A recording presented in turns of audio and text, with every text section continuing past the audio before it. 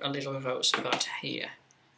I'll make sure that it's got a fresh cut green orchids with a very dark purpley side, so that's going to go like that.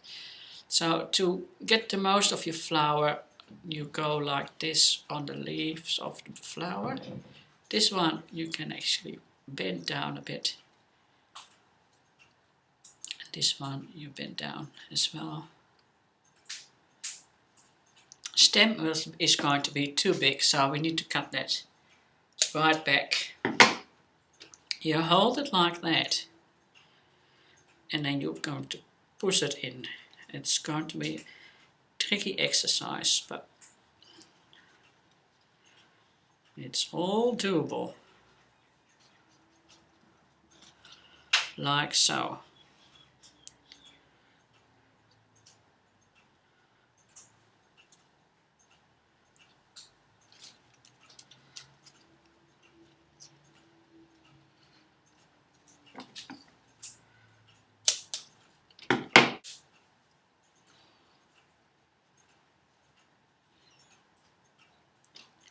I've decided to place my roses in the middle.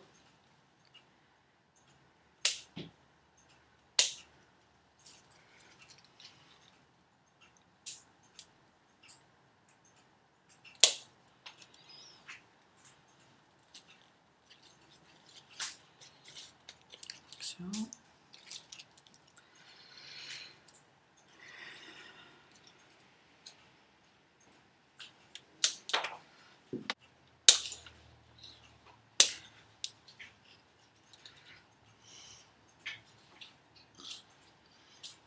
Just a little trick to get just a different texture in there, and you don't want to have it overpowering. Those are the ends of a grape vine who's just been pruned in the garden. And I thought before they disappear in the green bin, I'll get them out and use them. Not need to cost much.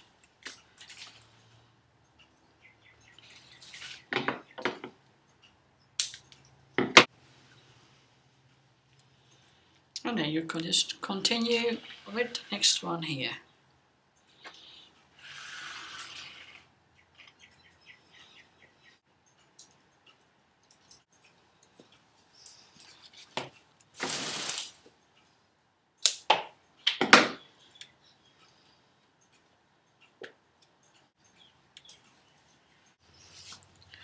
Now you just go over it and make sure that most of them are sort of the same. If you've got some bits and pieces left over, you think that will fit there instead of throwing it out. And it enhances and it not spoils your arrangement, then why not use it? Now, as you can see, the bits and pieces still need to be filled up. I have also picked from the garden viburnum. So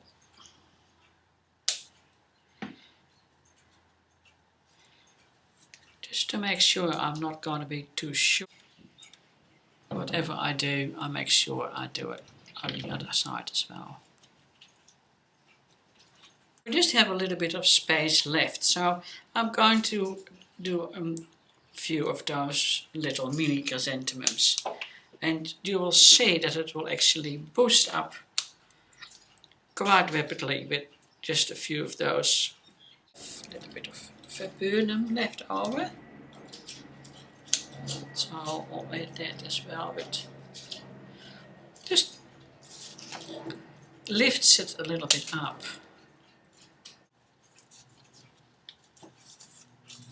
Fills up quite easily, quite quickly.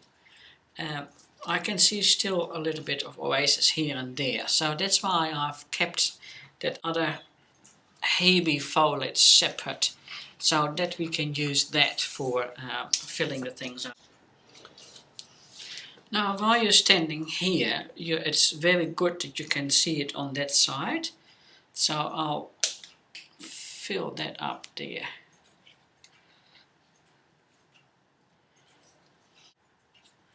And if you have one sticking out like that, that looks quite natural, so yeah, don't try to avoid it. If it just happens like that, then that's fine. That's good. That's very much like nature.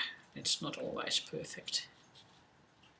Seeing it, you can see on that side where you can see the oases which need to be filled up. Now I've got quite a big gap on this side here, which is of course, put it in, turn it over, just make sure that you can see it on that side. If something needs to happen there, then it's quickly solved.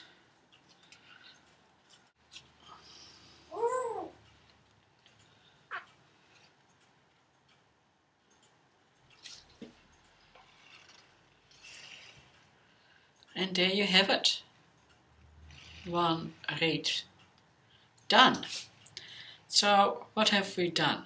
We have done our focal points, yeah, your lavender, here are your focal points, your orchids around them, also a focal point. Then you've got those lovely succulents, also a focal point. And you've got your different textures. You have textures of the rubbery succulent, the very fine hebes, one very fine here and a little bit of thicker there. Then you've got your little viburnums, very small, but very much working so for this arrangement. You've got your Paris, you've got another texture in a wood form with your vine, and you've got your other twigs there. You've got some roses in there to just brighten it up a bit. Same with your chrysanthemums, brightening it up a bit with the green centers. So what have we done? It's all in balance. We've got lots of repetition, as you can see. It's all on scale. It's not larger here than there. It's all on scale in the same method. Sort of line, I suppose, with your going all the way, that way, sort of triangle way. Textures we have talked about. You've done color, contrast with your color. Transition, not really. Form, of course, different forms. You've got your heavy orchids, you've got your fine viburnum, which is a different form. Space, all your spaces are sort of located. Your focal point is space, another focal point, and there you are. And all finished. That was lesson 4, I believe, and thank you for watching.